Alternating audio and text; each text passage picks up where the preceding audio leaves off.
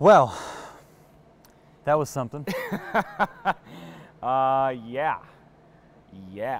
What is it? 12:35. 12:35. It tipped off at about 8:45, and wrapped up post. Got some stuff on the web and some time to kind of take in everything that just happened here tonight.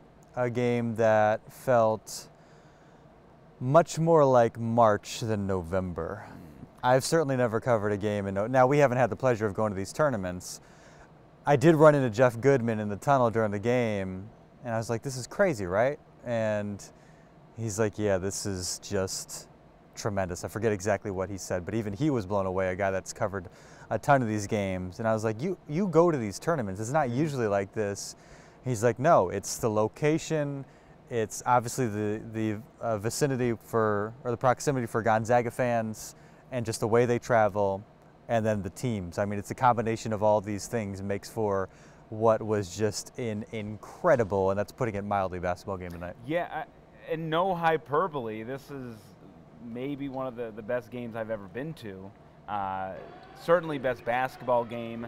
I would have to think a little bit about all sports in general. You were at the Boise State game for Washington State earlier this season. You were at the Seahawks game against the Packers, sent to the Super Bowl, which I think are certainly up there and worth tackling. But what a game. And you know, Mark Few said that this felt like a Sweet 16 Elite 8 game. Yeah.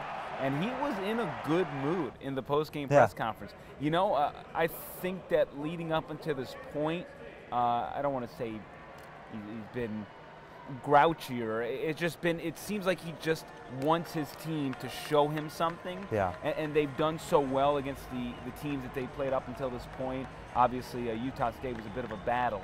But man, he knows the bigger picture. Yeah. He knows this is going to help them down the road. The thing I remember about him was in that infamous Arizona loss, his reaction after that game back 2003, I believe it was, he had like almost a smile on his face, and he was clapping after that heart-wrenching loss to Arizona in the NCAA tournament, because I think he understood what had gone down on that floor and how tough it is to win those games. And I think to some extent it says something about the progress of the program, where it probably stings a little bit more when you lose those games now because of where they've come and because of the big games they've won, certainly last season. But he still has the appreciation for the opponent, the moment, the atmosphere, and the fact that somebody's got to lose. And it's certainly no slight to any team when they end up on the wrong side of the ledger on a night like this, because that's just how it goes. They had foul trouble, Josh Perkins and Killian Tilly, that really killed them going down the stretch. And he mentioned losing Tilly might have been a bigger impact loss than I think maybe we all thought at the time. Not that Tilly's not an important player, he is, but I mean, he was saying that the fact that Tilly's gone now makes Jonathan Williams' job so much harder. Jonathan Williams, after the game, says, you know, it stinks to lose, but even he, who's a very serious guy, was able to see the bigger picture. Much easier to take this loss in November than in March. But in a bigger picture, just from a national stage, A, easily, in a short season, best game of the year. Not even close. B, don't worry about the resume win. People are going to remember the game, and will remember how much you challenged the 7th-ranked team in the country, who will probably be a top 5 team in the country after this week is over.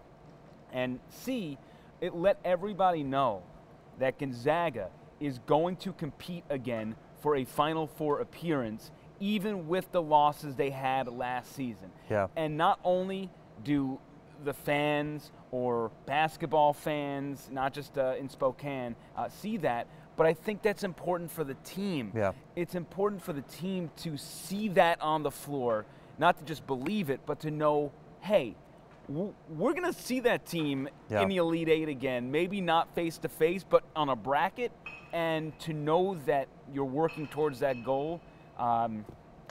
Stinks you didn't get the W, but man, you just feel good about this game. Well, I think just being in that situation again, when that happens, whether it's the WCC, whether it's Villanova, whether it's Sunday, and certainly whether it's March, where you're not taken aback by the moment. Josh Perkins wasn't taken aback by the moment. Silas Melson had the missed free throw, but before the missed free throw was a gutsy drive to the hoop, one of many in the game. Jonathan Williams, the way he played.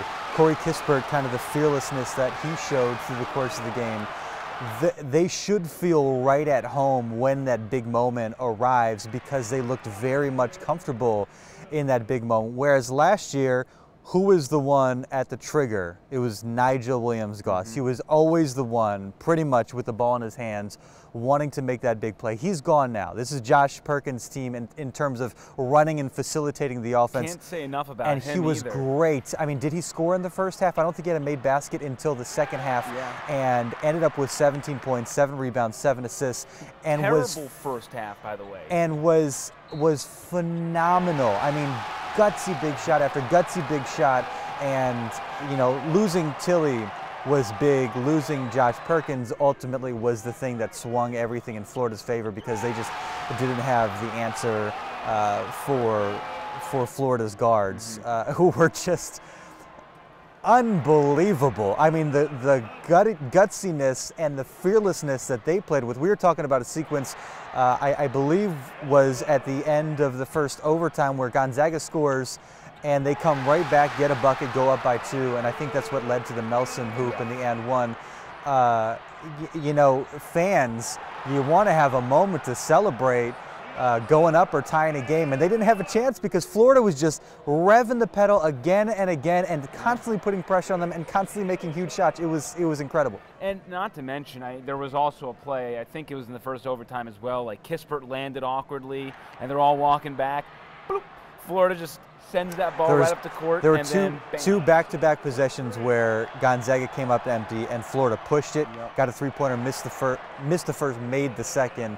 And when they made the second, that started kind of swinging the momentum. They made it a 2-possession game, and Gonzaga just couldn't get them back. You know what's crazy, just from both teams, I don't want to single out Gonzaga because Florida, there's arguments to be made that they should have lost this game too. I mean, again, from the free throw, not to mention Gonzaga was leading by 2 into the 28 seconds left in the game, and they just laid it in and had a great defensive possession to not even give the Zags a clean look. It was Silas Melson caught in an awkward position. Disappointing how that one ran, but at the same point, as much as that one kind of failed, Silas Melson had a beautiful look after that travel in the first overtime and just missed it. So the first one didn't happen. They executed the second one. There wasn't a third opportunity, but this team fought like heck. I mean, there were swings in that second half where you said, I think that's going to be the final blow. They were down 6, and then boom, Gonzaga went up 1. And then it went back and forth, and then Florida did their thing, and then Melson drove, and it was like there's so many. I mean, it's impossible. It's impossible to remember all the enormous moments of the course of the game. Real quick, they started 5 for 19 from 3, so it was a rough shooting night going deep into the second half. And Florida hit 17 3-pointers. And they were like 4 for 14 or 4 for 12 at the half. So it took both teams a while to kind of get the rhythm from deep. Florida found it right in the beginning of the second half, and it took Gonzaga deeper into the game. So just another one of those things where Gonzaga played far from a perfect game, but you mentioned the runs. Gonzaga takes a lead in the first half. Florida counters with a 13-0 run. Gonzaga counters with a 8-0 run, I want to say. Second half, Florida comes out, 3-point flurry. They take the lead. Gonzaga down 59-53, scores 10 straight to get to a 63-59 game. To your point, just the way they constantly pushed and battled back. And we've seen it. I think I mentioned it during the Ohio State game, and we saw it against Utah State. And I'm sure you could find moments in the Howard and Texas Southern games where they can score in bunches and they can hit you with a flurry. And they've done it pretty much in every game to this point, and now against really high-level competition where not only are they able to get into a rhythm offensively and score in bunches, their play defensively in the first half was incredible, and you're only going to hold a team with the firepower of Florida down for so long. And they were phenomenal defensively, limiting them from the three-point line, contesting, and then really contesting once they get into the lane. I mean, there were bodies flying around all over the place and not giving up any easy bucket. Gonzaga's progression as a defensive team has been phenomenal to watch, and this year shaping up to be another great group. It's just really it's draining to think that there's a whole season to go.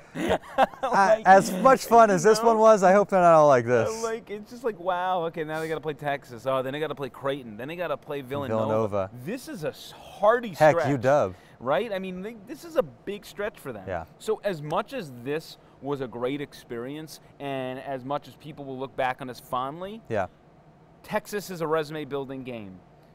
Creighton is a resume-building game. Villanova is a resume-building game. Washington is a Pac-12 opponent. It'll work in your RPI maybe. You know, you wish the Huskies were a little bit better. But beyond that, like, you have to turn it around quickly now. So that's sort of the thing is we walk off this court and it's like, man, that felt like a tournament game. You feel like the season's over. Yeah. And you're like, nah, the season's just beginning. Yeah. Well, and the key for Sunday, and I think Mark Few touched on this, is, and we even talk about it in both seasons with college football, like who's motivated, who's not going to pout. You know, both Texas and Gonzaga took really tough to swallow losses tonight just because you lay it all out there the way they did. Texas, the way they led a majority of that game, then to lose in overtime. I mean, that's deflating for anybody. And so it's good to have a day, flush it out of your system a little bit, but then 10 a.m. tip-off on a Sunday after a loss like that, physically you're going to be tired. Like, who has that juice early on? Who's motivated? Jonathan Williams looked dead after that game. When he was walking off the court, he was exhausted. Yeah. He laid it all out there. And Jonathan Williams is a grown man. I skipped a word there. He is a grown man. You know what? Before the season, and this will be one of the last points we make, but before the season, I've got a few more points to make. You got a few more points to make? All right, fine. I'm hungry. It's one of the last points to make. Going on about 12 minutes now. Last points to make. But Jonathan Williams, I remember us talking, and like when it comes down to big games, that's when he's going to take over. Yeah. You know, he didn't really do his thing against Utah State. Been fairly quiet. Showed up a little bit at Ohio State, but here was a big stage for him. Yeah. Especially when you're looking at the NBA as the next prospect for him, and he got a little taste of it in the offseason. Ended up coming back for moments like this because he drops, what, 39 and 12? 39. I mean, he is so good, and it's very clear to me that he is the linchpin to this team, that if you had to look like last year, if Nigel ever went down, you're like, that's a game changer. If Jonathan Williams goes down, it's a totally different team. Let's not talk about team. that. I mean, it's like he's that important that it's a totally different team. Gonzaga, season high, because it was just 1 year last year, it was either 20 or 21. And, watching a game like this, you just assume, he probably had like a 25-point game at some point last year, but he didn't, because that team was so balanced and they didn't necessarily need that type of effort from him. What they needed was what we saw in the NCAA tournament on both ends of the floor, and he certainly played well offensively at points. But he was an automatic bucket when he got the ball on the block.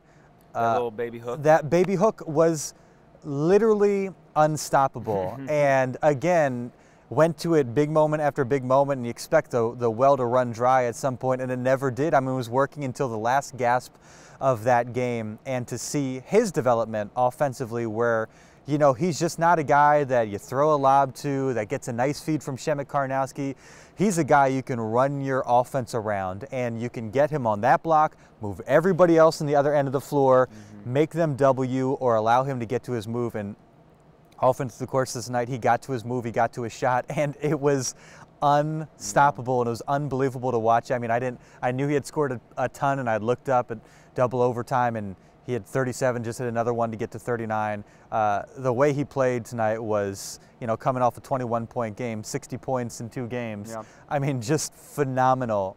So what we've continued to see, and I wanted to ask Mark Few this tonight and didn't really have a good opportunity, and he always has a good pulse for his team. So I'm not sure what he would have said, but I wanted to know, what do you learn about your team in a game like this that you can't necessarily learn prior? And I think us as people that follow the team and as fans, I mean, they got guts. They're fearless. They got guys that can step up and make big shots in those moments. You learn the value of guys like Killian Tilly. Corey Kispert, fairly quiet, 15 points. Yeah, 15. I didn't even think. I was like, man, this guy's been quiet all day. Yeah. So a lot to learn. The way they came out and played defensively, the way, like you said, they rallied and kept battling back when it was easy for Florida to kind of gather momentum and maybe cause Gonzaga to just kind of fizzle at some point. There was never that moment until the very end. You learn that this is a team that feels comfortable on this stage against that kind of opponent, and that's going to serve them well through the course of the year until the bitter end. Who knows? I mean, you end up with a game like this in the first or second weekend of the tournament. Who knows how it shakes out? But you watch a team like this. Myron Metcalf tweeted, "Find me 10 teams that are better than these two." You can't. This is a team that has the potential to make a Sweet 16, possible Elite 8 run, and then once you get to that point, who knows? But they looked very much the part and very much comfortable in that type of setting, an Elite 8 type of game tonight. The mentality is half the battle going into a tournament, you know, and luckily for Gonzaga, they're kind of accustomed now to making a Sweet 16, so that's half the battle. Being in a game like this, being able to harken back to moments like this, the only negative is they lost. Like, yeah. You know, they're going to nitpick things. They will. Defensively, they kind of fell apart at the end. They got loose on the three-point line. Florida just torched them. Against a team like that, you cannot give them an inch because they are elite shooters. Yeah. So, you know, I think in a long game like this, you're in November, you're not conditioned to go this long, and you're not used to it, and you get a little lazy on the defensive end, and that's what happens.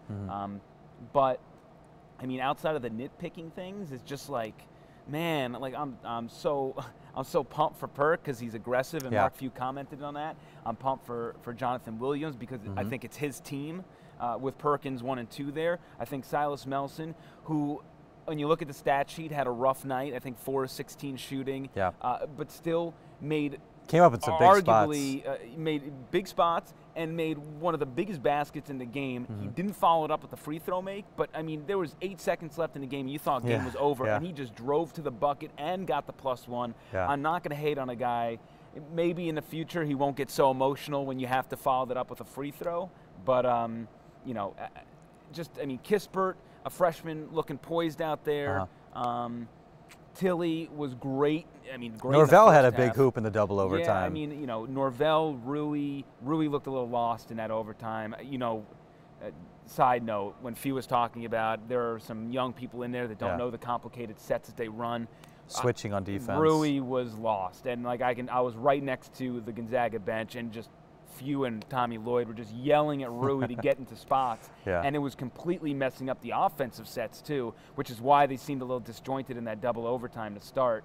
But it's important to be in those spots for those young guys, so you take a bullet in the trenches in that regard. But I'm stoked. I mean, like, I'm tired and I'm stoked. It's just been a hell of a run. You know who I find very impressive is Barrett Henderson, the sports information director for the Gonzaga men's basketball program. I mean, what a guy. Your stride is looking good these days, too. And he's putting them buckets. I need a ball right now. See you, buddy. See you, B. One last thing we didn't mention, Mark Few took blame for the call at the end of regulation. A play that went to Silas Melson in the middle of the hoop. Looked like he was looking for a pass. Florida did a good job covering that. Silas just got himself in an uncomfortable spot, weren't really able to get a shot off. I think a lot of people were scratching their heads after that one. Mark Few was quick to kind of point the blame in his direction.